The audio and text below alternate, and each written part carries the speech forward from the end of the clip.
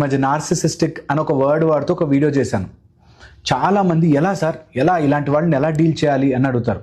Narcissistic person మీ లైఫ్లో ఉన్నాడు అని తెలిసి ఇంకా ఎవడైనా నాలాంటి బయటవాడు వచ్చి హెల్ప్ చేయాలి అనుకుంటున్నారంటేనే మీరు ఓడిపోయినట్టు.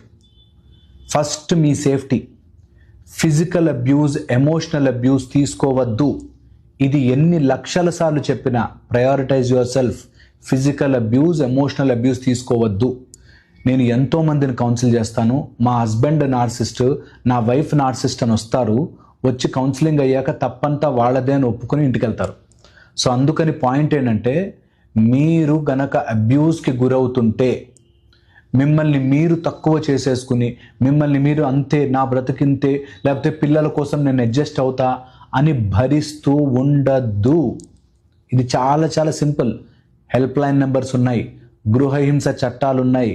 అబ్యూజ్ని తీసుకోవద్దు. ఇంతకంటే సింపుల్గా, స్ట్రైట్ ఫార్వర్డ్గా ఎవ్వరూ చెప్పలేరు.